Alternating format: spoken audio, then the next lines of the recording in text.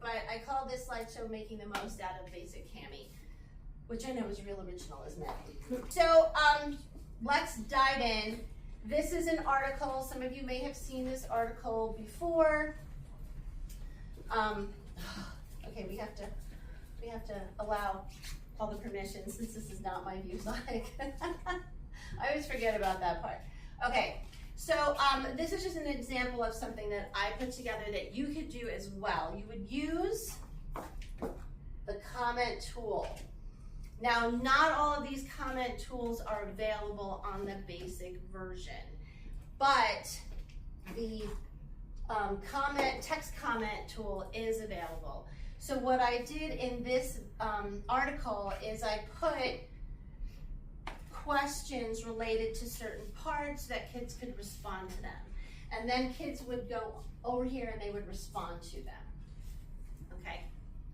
Now, unfortunately, with the basic version, there is no translation or text, speech to text option. So it does kind of limit what kids can do. However, I do think with the basic version, you can use the voice comment. So students who are having struggles with typing up a sentence and doing that could use the voice comment tool. All right. It is also, obviously, you guys get the basic markup stuff. So if you wanted to send out an article like this one to the students and have them, you know, highlight, okay, they can underline things. And so you have all of those basics as well too. So if you do find yourself in a situation where you can't make copies for whatever reason, but you do want the students to read an article, you can send that out. Okay, so those are some of the basic tools that are on here. Unfortunately, you also get shapes. So, you know, students could put a box around something that's important. You can always change the colors and all that good stuff. And drawing, like what I like to use it for is if my students are drawing molecules, right? Look, oh, okay, I just drew a water molecule. Yay, moving right along, right? So do you see what I'm saying? So you can use the drawing tool so students can fill things in. There are graph papers also available. When you get to the end of any document that you put into Cami, there's the little add button, and if you wanted them to graph something, then you could just change this from blank to grid, and then add it, and now they can graph data that came from the previous pages. And it's taking a while to load. That's my room. I don't know if anybody else has a problem with everything. Yeah, occasionally, but for me it seems to get worse as the day progresses, so that's okay. Okay, so with the graph, since we're waiting, with the graph, again, you can use the shapes and drawing tools to draw the graph. There are straight lines, there are arrows, and then obviously plotting points and everything. Those are really nice. I do have my students practice on that quite a bit because it's just an alternative to doing it on paper. I do like to use paper, I'm not gonna lie. The other nice thing too is that if I run out of graph paper, I can print these as well. Any questions about the basic stuff? I mean, it's just nice sometimes, like, we forget that we have access to these things because we realize, oh, we don't have full access anymore. I guess I gotta find something else. But you can still use Cami. Your students are very familiar with it because they've been using it since they were in elementary school, because everybody got it during COVID. So they're very familiar with it. They know how to do it. Okay, then the other thing is, instead of like making yourself crazy trying to create documents, worksheets, whatever, and I know we all use Teacher Free Teacher, but this is another one because sometimes you don't find exactly what you want, but you get inspired by what somebody else has. So the good news is that you get the full library. And I have been playing around with this a lot lately.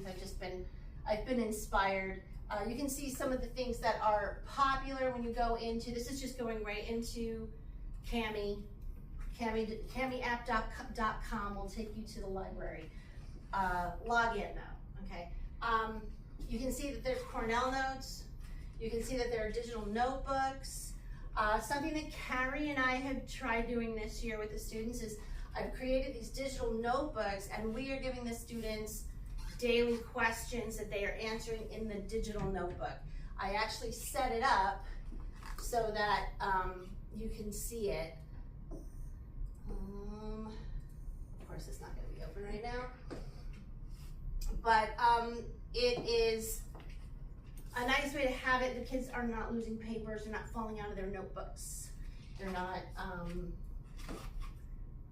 you know, being left in another class, which is things that happen a lot, right? Like, oh, I left it in my Avid class because we were going through it today. Or I left it at home because I was trying to update it. Well, it's with them, okay? So just to kind of show you what that looks like. This is the most recent one, okay? I put a label on it, and then I set it up personally with the days of the week, and then the students are responsible for putting the date in themselves. So you can see what I did was in blue, and what the students are doing is in black. They can choose whatever color and font. I don't get on them about that. But one of the other nice things about this is it has tabs, so you can create like, oh, we're gonna do chapter 1, it's all gonna be the yellow tabs, okay? So the way that would work, there we go, is you would just open it up, go to the tools, you have access to split merge. This is another one of the basic tools. So I go to split merge, and then when you get into split merge, you have the option of adding documents from your computer, from your drive, from OneDrive. I don't know if anybody's using that one, I don't ever use it, but I guess you could save stuff there, or from the Cami library. So let's just say, oh yeah, I'm going to the Cami library and I'm going to add Cornell notes. And then in my drive, I have something else that I want to add to my student, for my students. Let's just say I'm going to add this article. Okay, so then I can go into the document.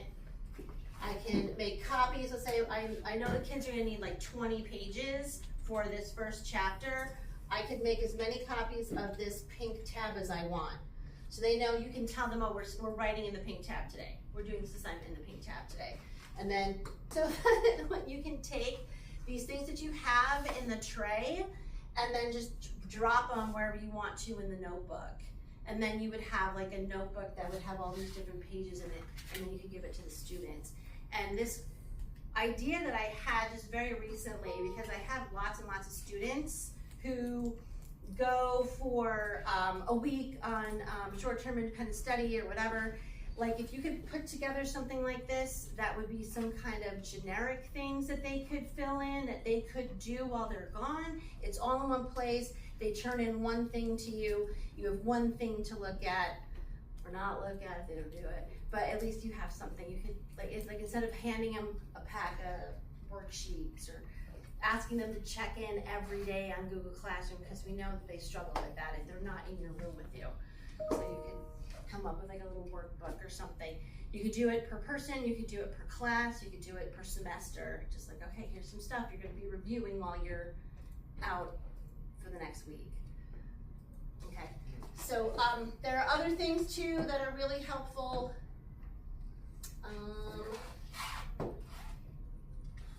Okay, so this one right here, you could use this for that placemat activity where people are writing things on each corner, and then the middle piece, you're supposed to put the consensus that everybody, like you give the students a question.